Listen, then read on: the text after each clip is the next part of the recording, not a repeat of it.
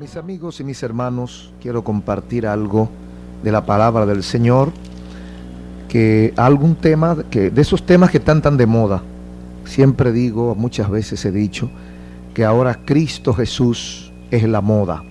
Usted encuentra los vehículos con su pescadito ahí en la placa, el símbolo de cristianismo y de los perseguidos, de las catacumbas.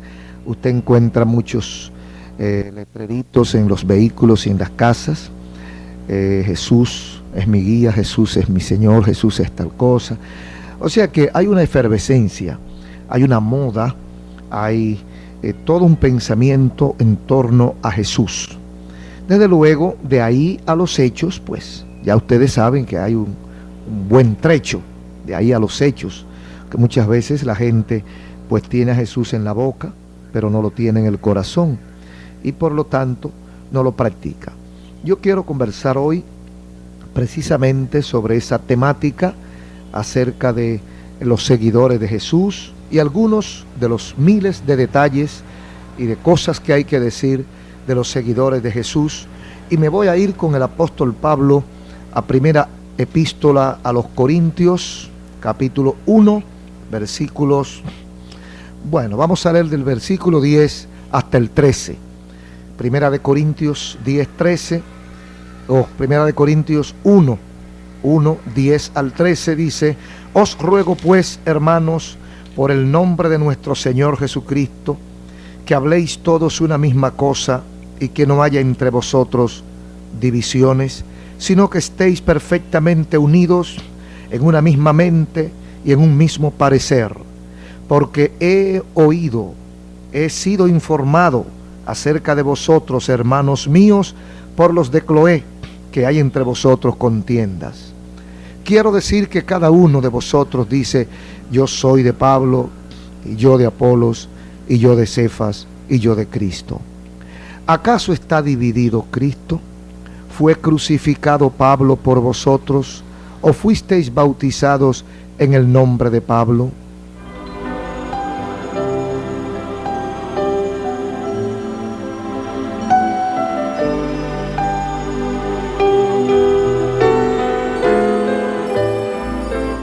Amigos y hermanos, ¿quiénes son los seguidores de Cristo? ¿Cuántos grupos se denominan seguidores de Cristo? ¿Cuánta gente, a veces tan diferente, se llaman a sí mismos seguidores de Cristo, o lo que es lo mismo, cristianos? En la Biblia, seguidores de Cristo eran principalmente los discípulos, primero los apóstoles, el grupo de hombres que Dios escoge para que les sirvan y les sigan,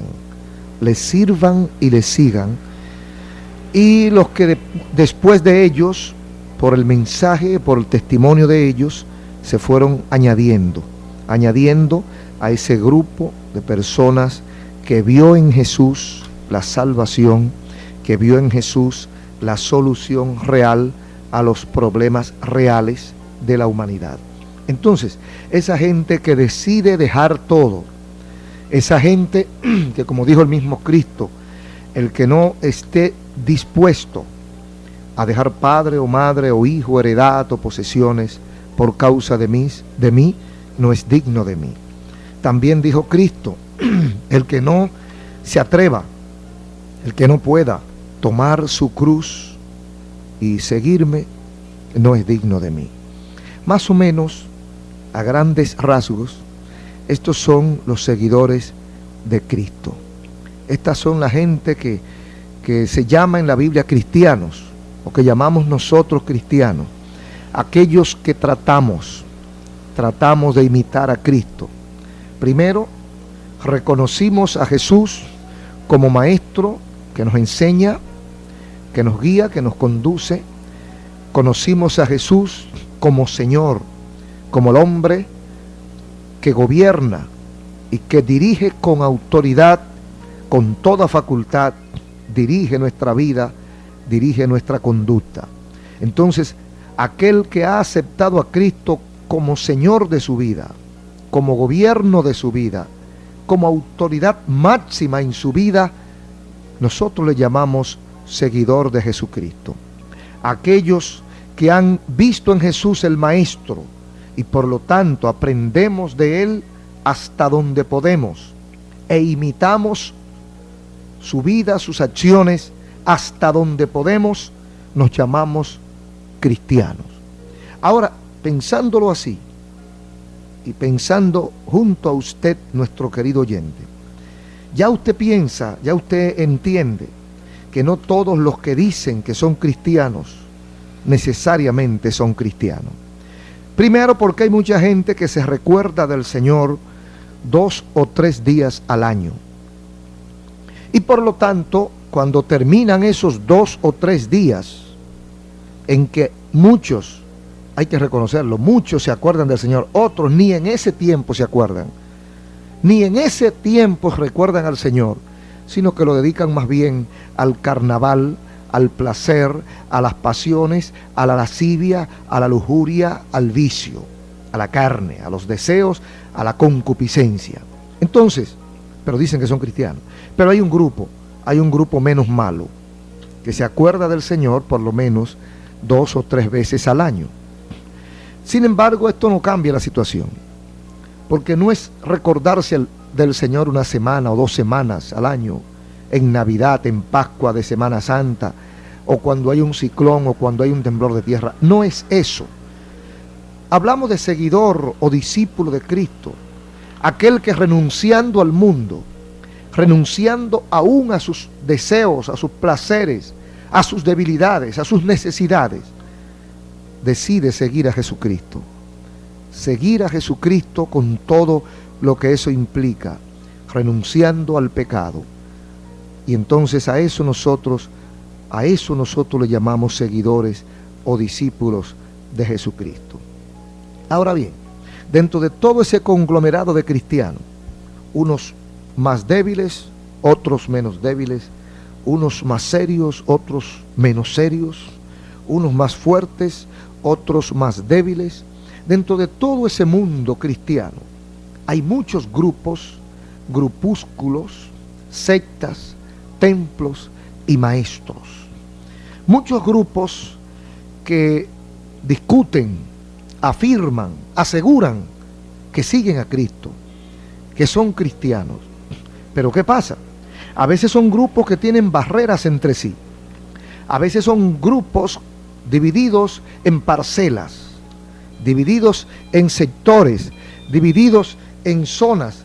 A veces son grupos de personas que a veces ni guardan parentesco, no hay relación entre ellos, no se parecen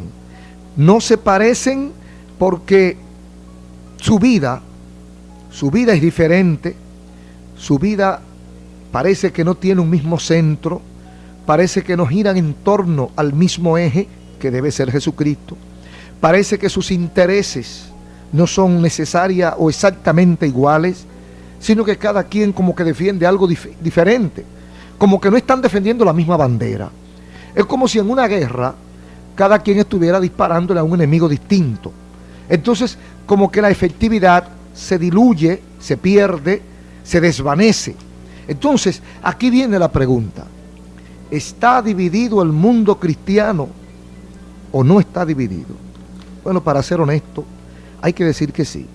El llamado mundo cristiano está dividido.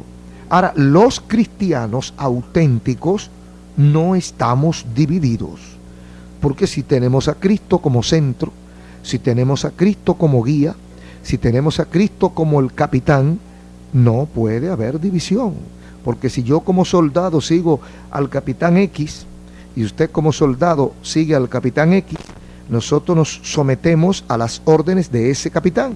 Entonces, al fin y al cabo, pues no puede haber división. Lo que pasa es que los grupos que se cobijan bajo una moderna bandera cristiana, una bandera cristiana que si tiene cruz no tiene sacrificio, una bandera cristiana que si quizás tiene algo que alguien puede llamar sacrificio, no tiene sangre, no tiene dolor, no tiene sufrimiento, no tiene pasar trabajo. Entonces, unos grupos muy disímiles, unos grupos que a veces nos cuesta entender por qué se llaman cristianos. Decimos esto porque son grupos que a veces no se conocen, no se entienden, no se tratan. A veces siguen a un maestro que no es Jesucristo. A veces tienen un maestro cuyas enseñanzas chocan con las sabias, humildes, sencillas enseñanzas del rabí de Galilea, del que entró a Jerusalén montando no un corcel, un pollino, un burrito, del maestro que dio su vida por sus seguidores. A veces difieren mucho del sacrificio hecho por Jesucristo, pero son maestros de una casta, maestros de una élite, maestros de una sección social o geográfica que se considera superior, que se considera sangre azul o verde, o no se sabe de qué color, pero roja no. Son dirigentes de un grupo de personas que tienen una mentalidad superior, una mentalidad privilegiada, y no se pueden codear, no se pueden juntar, no pueden compartir con aquellos desheredados de la fortuna, desheredados del conocimiento, desheredados de la élite, desheredados del dinero, desheredados de un paquete de privilegios propios de un grupo.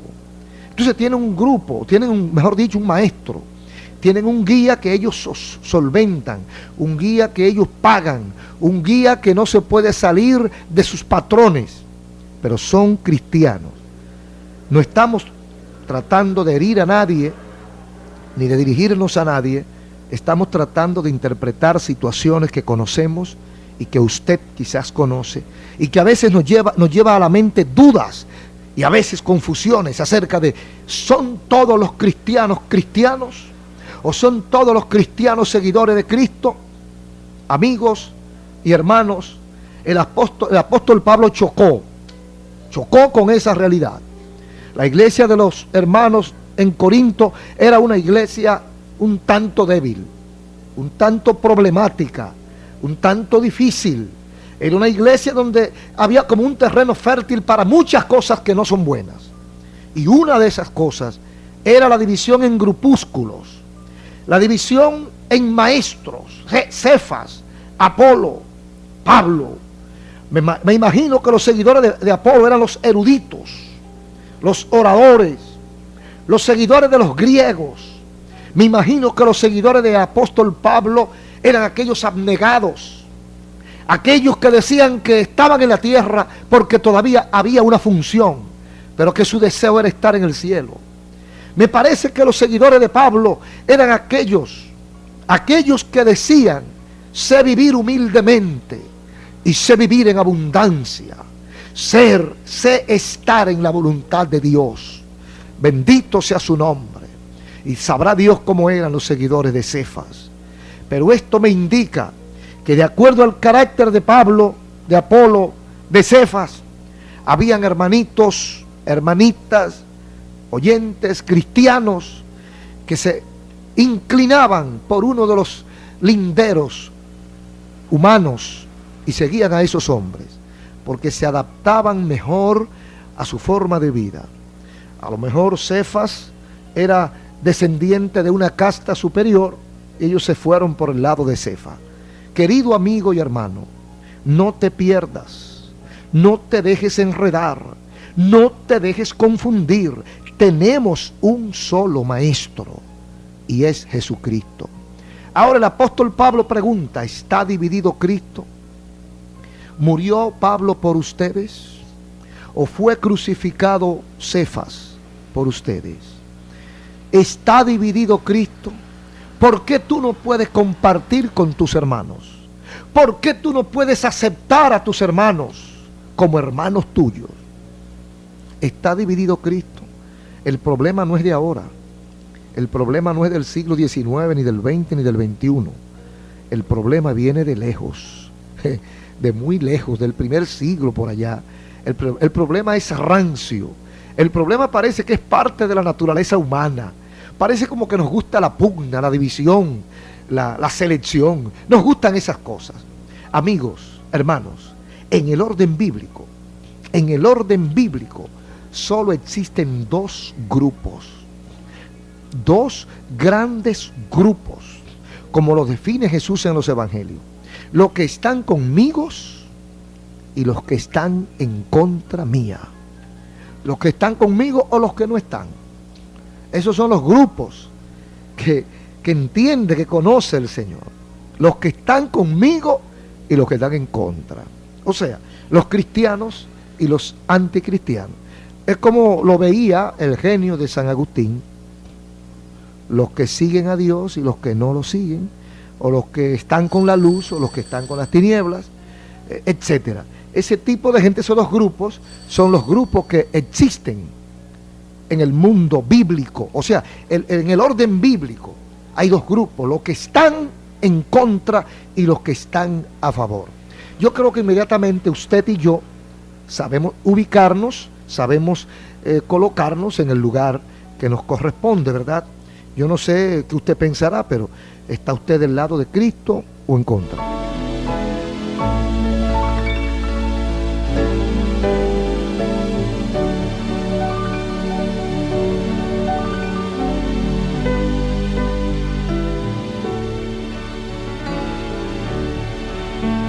A mí me parece que los que están con Cristo se juntan, se unen, aunque por razones materiales, aunque por razones físicas o por razones geográficas, no puedan estar permanentemente juntos en el sentido material.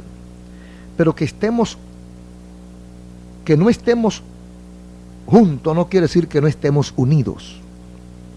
Me refiero a que usted se puede reunir en el norte, yo puedo reunirme en el sur. Usted puede reunirse en Santiago, yo puedo reunirme en Higüey. Eso no quiere decir que no estemos unidos. Lo que quiero decir es que podemos alabar a Dios juntos.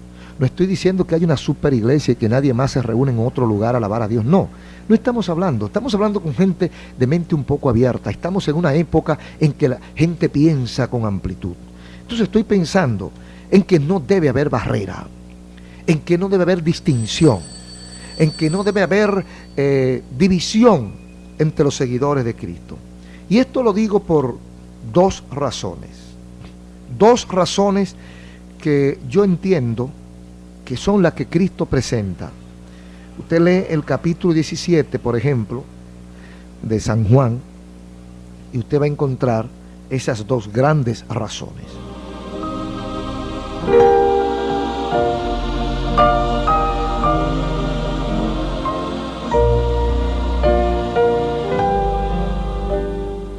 Yo pienso que esas dos grandes razones son, en primer lugar, y acogiéndome siempre a la idea general del capítulo 17 de San Juan, yo me acojo a esta idea general del Señor Jesucristo cuando dice: Padre, que todos sean uno, como tú en mí y yo en ti, para que el mundo crea. Yo ruego por ellos, no ruego por el mundo, sino por los que me diste, porque tuyos son. Y todo lo mío es tuyo y lo tuyo es mío, y he sido glorificado en ellos, y ya no estoy en el mundo, mas ellos están en el mundo. Yo voy a ti, Padre, en tu nombre, etcétera, etcétera. No ruego que los quite, sino que tú los guardes del mal. Entonces, para que todos sean uno, versículo 20 y 21, para que todos sean uno, como tú, oh Padre, en mí y yo en ti, que también ellos sean uno en nosotros, para que el mundo crea que tú me enviaste. Lo primero que yo encuentro aquí en este capítulo 17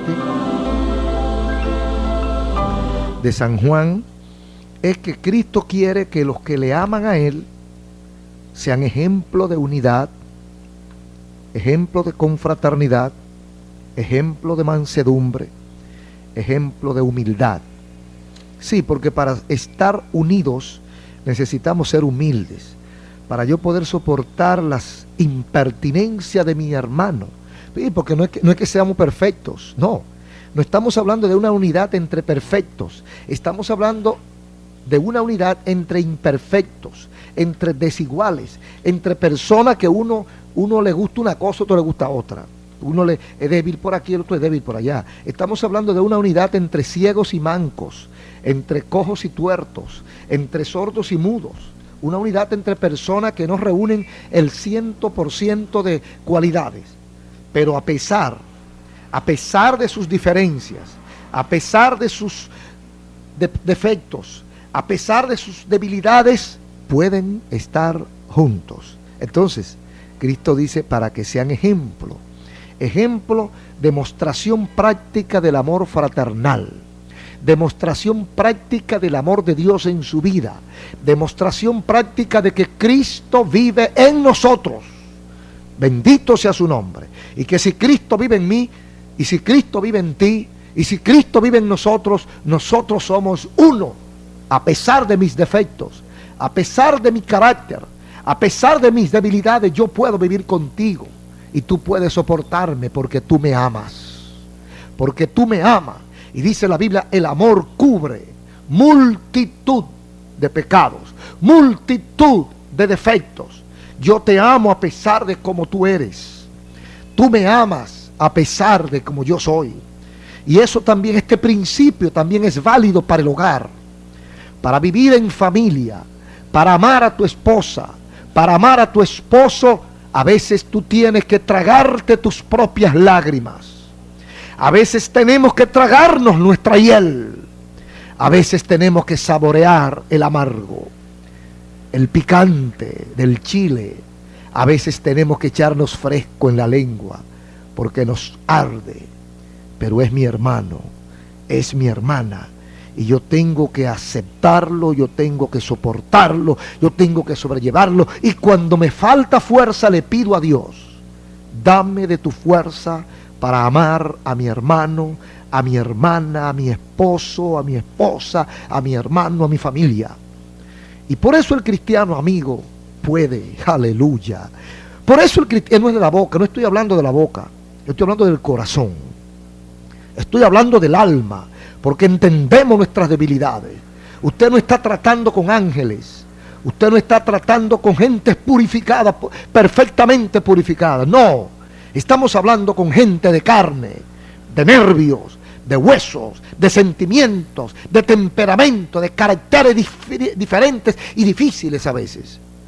Pero por encima está el amor de Dios, la misericordia, la comprensión y la ayuda de Dios. Entonces, es una de las primeras razones que pone Jesús, para que el mundo entienda que yo estoy en ustedes, sean ejemplo, una demostración viva, una práctica continua del amor, de la fraternidad, porque yo vivo en ustedes. En segundo lugar, debemos estar unidos por nuestra propia supervivencia.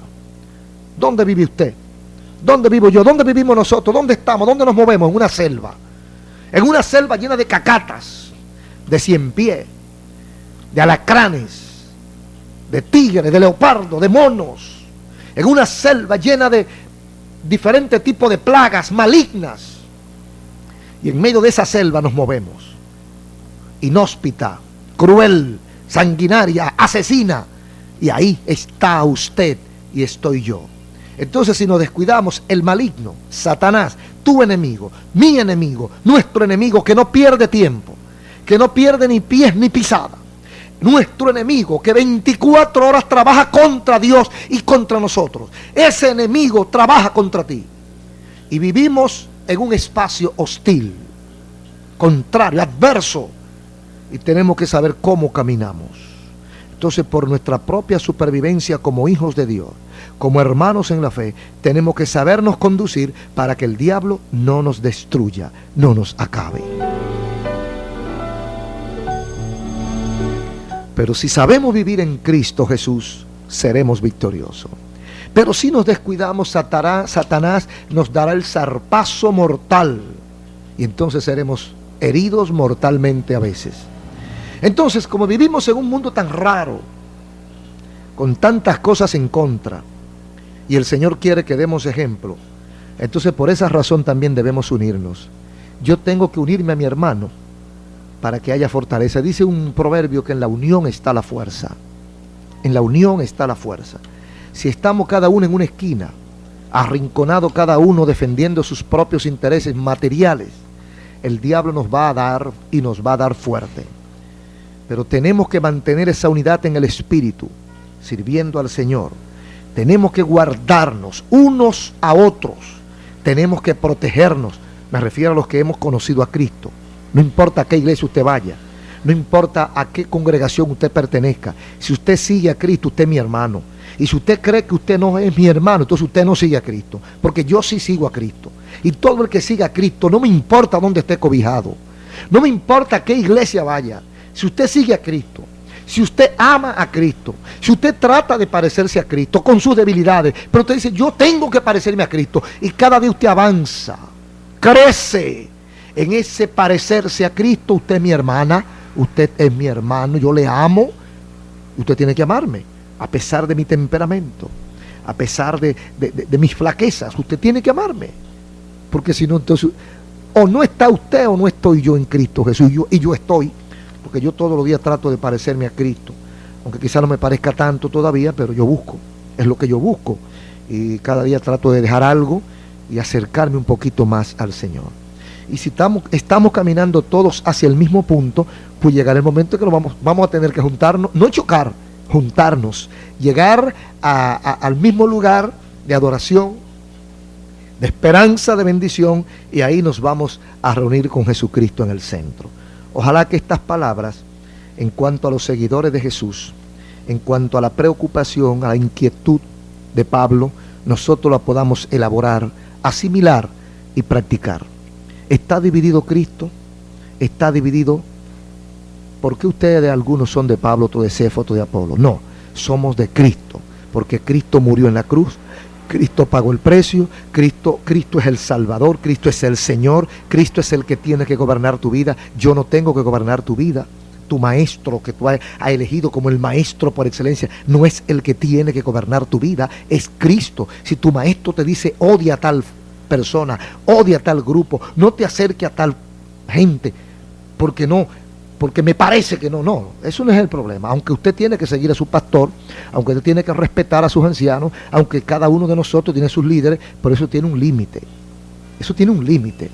Cuando yo me convenzo de que mi hermano es mi hermano, aunque me diga quien me diga que no lo es, yo tengo que verlo a través de Jesucristo.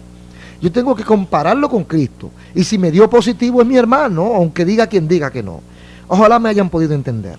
Ojalá yo me haya dado a entender y que el Espíritu Santo nos ayude a unirnos en esa misma fe, en ese mismo amor, en ese mismo seguir a Jesucristo. Y que podamos esperar a ese Cristo, caminar con ese Cristo, amar a ese Cristo y por ende amarnos nosotros los unos a los otros y así caminar juntos hacia el punto final, hacia que entremos a la patria celestial. Y así el Señor estará siempre con nosotros. Que la gracia del Señor nos acompañe y nos bendiga y nos guarde.